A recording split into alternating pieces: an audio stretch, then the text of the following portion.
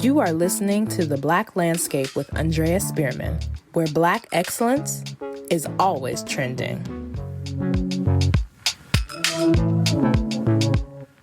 Welcome back, everybody. This is your host, Andrea Spearman, and this is The Black Landscape. Today we are here with Executive Director of the Black Neighborhood, Uzo Nwadugbo. Welcome. Thank you. Appreciate you inviting me. Yes, we are so glad to have you here with us. Now, family, Uzo, like me, was born and raised in the East, deep East Oakland. Mm-hmm.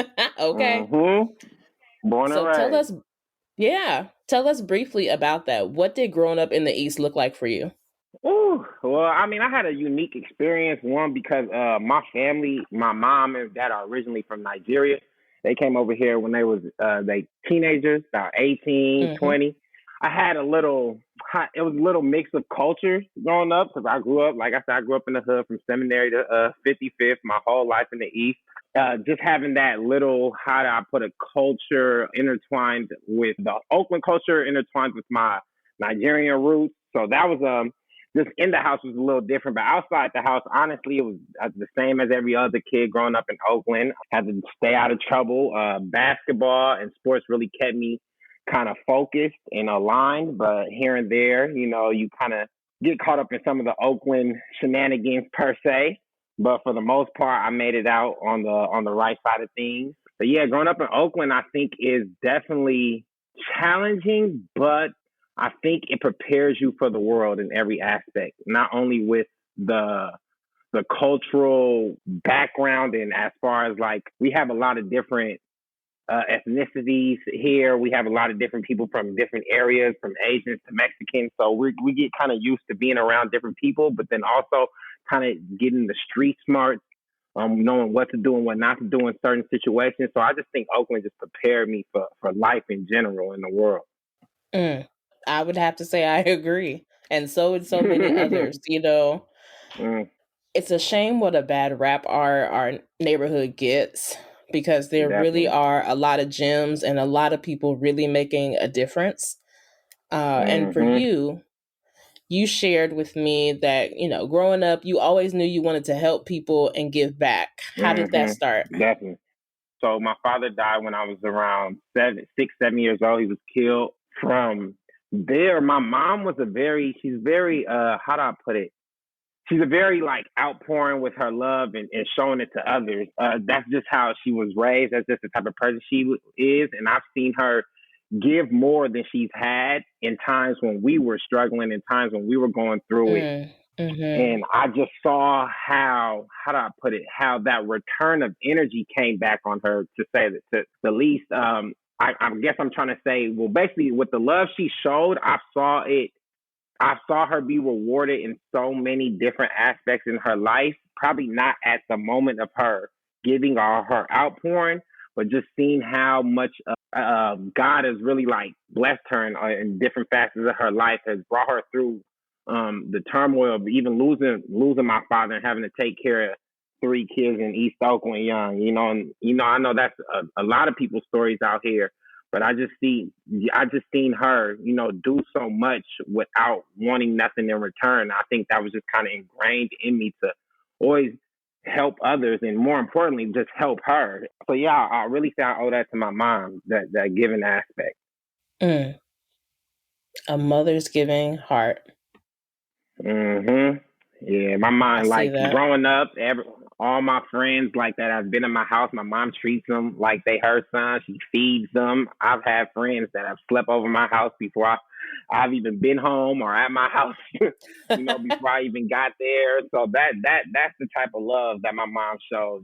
Strict, very strict, obviously, coming from that Nigerian background, but still had the flexibility and the kind of the guiding hand to let me grow, but still be there for me, be stern. So yeah, I just learned so much from her, honestly. I owe everything to her, how I act, how I think, for all the positive things per se. Yes. I definitely owe to her. That is such a beautiful thing for parents to kind of drop that in your spirit and for her to show you that role model and be that role model for you in that way. Did you all like volunteer your time out to the community, like beyond like her reaching out, to your friends on that level? I mean, growing up from Oakland, you have so much pride in where you're from. So I think just over time, that energy just grasps to outreach for me. I'm a very giving and loyal person to those that are around me. So for me, it's kind of second nature to help those around me in the best way I can. That's just the type of person I am. And so the outreach kind of kicked in, just knowing like, what more can I do for those? What more can I do for those in my community, that aren't in my immediate circle? And that's kind of where the Black neighborhood kind of helped guide me into doing outreach. Absolutely. Before we start talking about the Black neighborhood, tell me about your college experience. Was there a lot of, volunteerism or activations of, that giving spirit while you were at San Jose State? So yeah, in college, to be quite honest with you, no, I was so ecstatic because like me and another member in our group, Bryce, were literally me and him were the only ones in our friend group per se to go to college. It really didn't kick in for me to kind of initiate and do something in my community until literally one of my friends died in police brutality circumstances. So once that happened, it was kind of one of those things that was like, you hear all these Trayvon Martins, that was big back when I was in college, Freddie Gray, all these things, and you kind of think like, it's unfortunate, but it happened. It's just that's the world we live in, and until it happened to someone that was literally like I grew up with, was with every day, that I saw the day it happened. Once that happened, it was kind of like a wake up call, like, like, damn, this could really happen to any one of us. Like, this is serious. So that was really my wake up. That was really my wake up call, losing my friend Richard. It was crazy. Like, our whole friend group was really devastated. But yeah, that was one of those things that gave me a real wake up call. Like, okay, like I got to do something. Like, we got to do something. Really. Yes, we absolutely do. We're going to take a short break right now to hear from a couple sponsors. To catch up on previous episodes of The Black Landscape, download on Apple Podcasts, Buzzsprout, and Google Podcasts. Our new website is coming soon. Dimensions Dance Theater will celebrate its 50th anniversary with performances of new works by company collaborators Laura Elaine Ellis and Nimli Napla. One of the country's longest-standing dance companies, Dimensions at 50 boasts a history of artistic innovation and collaboration. See the performances Saturday and Sunday, October 22nd and 23rd at Mills College in Oakland. Get your tickets at www.dimensionsdance.org. The link will also be in this episode's credits.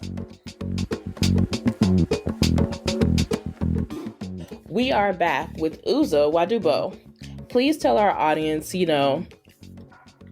were just speaking about this catalyst that changed, your life, that changed your mind about the seriousness of what's happening in our neighborhoods. How did the Black neighborhood come about?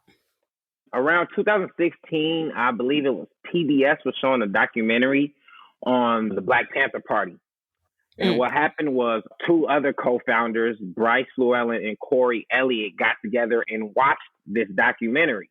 And this is right around the time, like I told you, me and Bryce's friend Richard just died. So after watching this, they came up with this idea like, hey, man, we could do something like this in our communities. So me and Bryce grew up together, close best friends since I met him around 11, 12 since then. So he kind of reached out to me and a group of other friends and sat us all down. Him and Corey kind of came up with this kind of thought process and like, okay, let's get together and do something. We didn't really know what we were going to do. We just kind of sat down at a round table and just kind of threw out things. And, it started with literally around 10 people, dwindled down to 6. Then from there, As of right now, we have a core of 4. But over time, we just kind of just came together. And then from there, we reached out to a woman, Miss Faye Gabriel. She had a food giveaway program right there at People's Baptist Church, right by Castlemont High.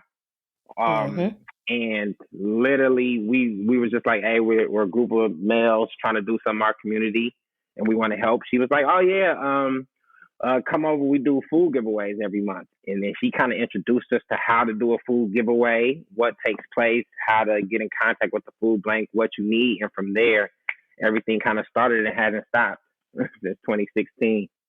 Okay. Shout out to Miss Faye. Bless her soul. What kind of programs does the Black neighborhood do besides this food giveaway? And how often does that happen? Okay. So, yeah, the food giveaway, once started, it literally happens every month, every third Saturday of the month. From there, COVID slowed that down. So right now we're trying to pick it back up and restructure it the best way we can, especially now that we're trying to outreach not only in Oakland, but in Richmond too. We do shoe giveaways every year around the spring. We kind of try to, I remember growing up, one of the things, in our community is the shoes. The shoes, everybody wants shoes. Everybody wants the J's. Everybody wants the clean Nikes. So I just remember a lot of times me getting into trouble or doing things was, to kind of look good. So we kind of came up with the idea, like, instead of, let's try to curtail that by, reaching out to our people. And I know I had a bunch of shoes I didn't use that I was collecting. And we kind of put together a shoe drive to just give to young adults, to teenagers that's trying to start school. We do turkey giveaways, literally 500 turkeys every year with meals on the side that you can make as far as like fresh produce, like sweet potatoes, regular potatoes, rice, gravy, macaroni and cheese, canned goods, and then a whole frozen turkey. We give 500 turkeys and 600 of those grocery bags every year since 2016. For the past 3 years, we do a Christmas toy drive with over 1,500 to 2,000 toys. We partner with Richmond PAL and a bunch of other organizations. Every year, those organizations vary, but Richmond PAL has been kind of the foundation of that over there, and we work with them for the past 2 to 3 years, giving away, like I said, 1,500 to 2,000 toys to whatever kid is there to show up. We do a youth empowerment program for the past 4 years that took place at Defirmary Park before this pandemic, and where we would take basically a group of kids and try to expose them to things that they not normally exposed to. And how it will work would basically we would meet twice a month. On the first Saturday of the month, we would kind of introduce them to something. So let's just say this month is money management. We would introduce them and bring in a guest speaker that's Black, that looks like them, that teaches them about money management. And then, the second following Saturday, we would then take them to the financial district and show them how it works. So that we kind of use that algorithm throughout the whole summer amongst what do we do? Music, from food to entrepreneurship to banking to education. Just as we just try to find people that look like us in every facet of this whatever lifestyle these kids wanted to kind of weren't used to seeing us in, per se. Whether like doctors, lawyers, we would bring these people in and talk to them that look like them, to kind of give them an outlook that you can be this person. You can be just like this person, or you can do things that you may not see on TV as a Black man or woman doing, but you could do these things. And then, like I said, we would apply it the second week. We just started our scholarship program for the past 2 years, where we give each student $2,500, and they get 4 years of airfare to and from their school for free. Their school, whether that be on vacation, whether that be just to get home to see their family, but it's all free and covered.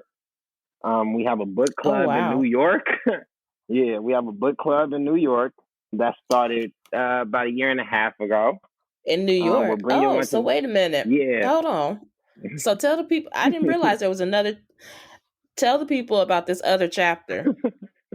Yeah, so so obviously, like I said, it's a core four of us. One of our members, Kimani Elliott, he moved out to New York where he's teaching right now. And while he was out there, he kind of wanted to keep obviously our movement going. So he kind of has a little cohort out there. And how it started was them just doing physical activities, going out, working out, getting together, social gatherings. Then it branched off into them helping, whether it be like little toys, socks, giveaways, undergarment giveaways to the homeless out there. And then from there, he has a passion for reading, and he kind of used that to form the book club, and it's been going well. And they literally read a new book about every month or so. Right now, it's really, we call it just in the East Coast because he meets with this group on Zoom, and we are trying to find a better way to integrate, obviously, the whole U.S., especially the West Coast where we're at. So definitely look out for a book club coming to the Bay Area the start of next year. Our whole goal is to be the change we want to see in the communities that we're in.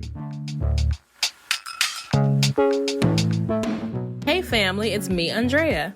Did you know that I also host a video series called 10 in 10? 10 questions in 10 minutes. It's a series of quick insights with the local Bay Area dance community. Guests include Vogue Ballroom King Sir Jacques, Two-Spirit Mover Javier Stelfresquez, Polyrhythmic Queen Jessica Racinos, and more.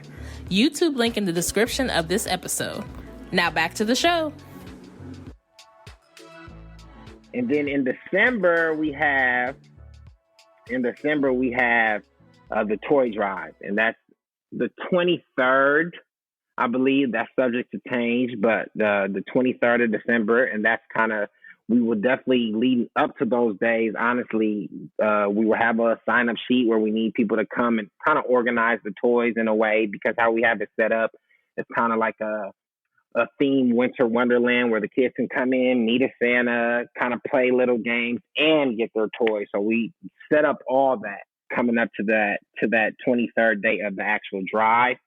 So we'll definitely need volunteers for that. But yeah, just be on the lookout. Our hikes, we have Bryce moved to LA. So we also do hikes out there, and anytime we can try to get involved in the LA community out there, just follow us on all our socials. You know how things go, especially with these COVID regulations that are now opening everything up. Things are subject to change, and who knows, with the percentages, I guess, of outbreaks going back up. We're kind of just ever changing per se. But for the most part, those things are constant. Our Thanksgiving and our Christmas drive, but everything else, yeah, just be on the lookout. We'll definitely keep our community posted. We'll definitely have links available for volunteering. And then honestly, just come to us with ideas. We're very open. Like I said, we want to help our community whichever way we can. And like you said, each one teach one. There are some things we don't know. There are some things that we need to do better. And there are some things that we can get involved in that we have no clue what's going on. So we are looking for you guys to also help us and see how we can better help you guys and serve the community. Absolutely. It's been so great chatting with you, Uzo. Thank you. I'm grateful for the opportunity. Like I said, I hope I didn't ramble too much. But yeah, I'm definitely thankful for the opportunity. It's been great to hear about all these services. Can you tell the audience where they can find the Black Neighborhood? Yeah, at the Black Neighborhood on Instagram, the Black Neighborhood on Facebook, and the blackneighborhood.org online. Like I said, you follow those three things, you'll be kept up to date. You can donate. That's what kind of keeps us going and alive. Like I tell people all the time, we're young Black males that are trying to help. And since we started in 2016, not a grant, big check from a company has came to help us with these initiatives. This is literally our community coming together and helping us move and drive, from scholarships to feeding people to even the women's brunch. That's all came from donations and just us making money as far as like with merch, like I said, our community has drove us. So we thank you guys. We thank you guys, and we just ask that you guys, be open to giving us ideas, and just be on the lookout for more to come with the Black neighborhood. Yes. We look forward to it. So thank you all out there for listening and supporting another season. This has been another episode of The Black Landscape, where Black excellence is always trending.